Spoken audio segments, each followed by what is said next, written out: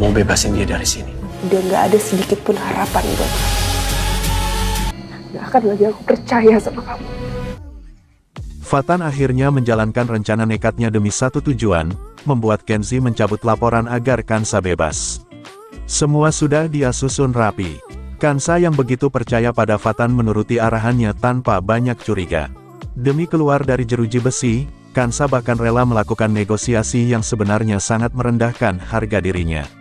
Ia bersedia menuruti syarat Kenzi, asalkan laporan itu dicabut. Kansa yakin Fatan tidak akan membiarkannya terjatuh sendirian. Keyakinan itu yang membuatnya berani mengambil langkah berisiko. Di sisi lain, Dr. Aksan diam-diam bertemu Hutami di sebuah restoran.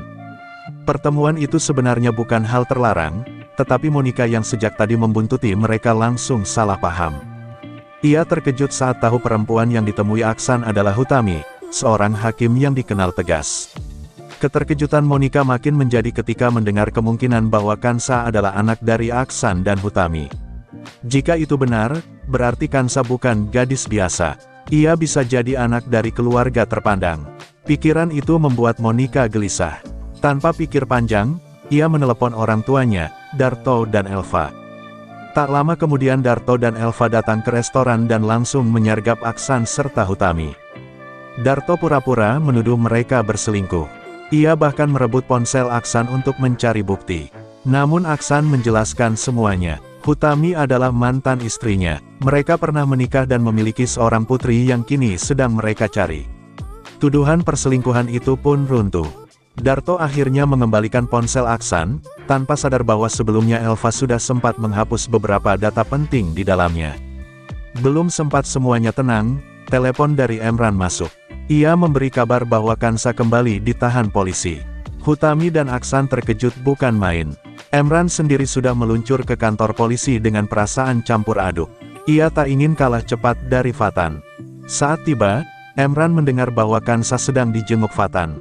Rasa kesal langsung membuncah. Mereka pun berpapasan di lorong kantor polisi.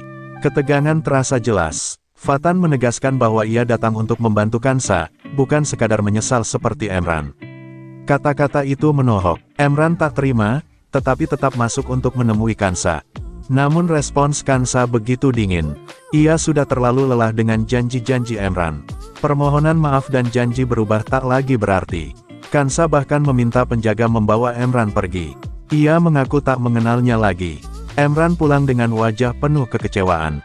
Untuk pertama kalinya, ia benar-benar merasa kehilangan. Sementara itu, Fatan menemui Kenzi yang masih dirawat di rumah sakit. Dengan gaya santai tapi menusuk, Fatan menyindir Kenzi yang kalah dari seorang perempuan sampai harus dirawat. Harga diri Kenzi tersentil. Tanpa ia sadari, seluruh percakapan itu direkam lewat kamera tersembunyi di kacamata Fatan. Fatan kemudian menunjukkan video saat Kansa bernegosiasi dengan Kenzi. Dalam video itu, Kansa bersedia memenuhi syarat memalukan demi kebebasannya. Fatan memancing ego Kenzi, membuatnya berpikir bahwa mencabut laporan akan memulihkan reputasinya. Awalnya Kenzi curiga ini jebakan.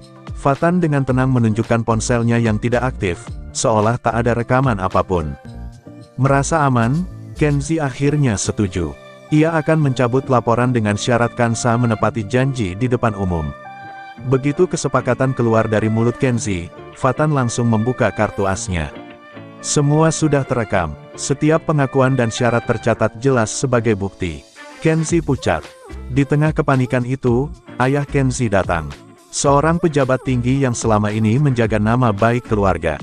Fatan dengan sopan menjelaskan situasi dan menunjukkan bukti rekaman. Sang ayah jelas malu besar. Ia tak menyangka anaknya bertindak sejauh itu. Meski Kenzi mencoba membela diri dan melempar kesalahan pada Funi, citranya sudah terlanjur tercoreng.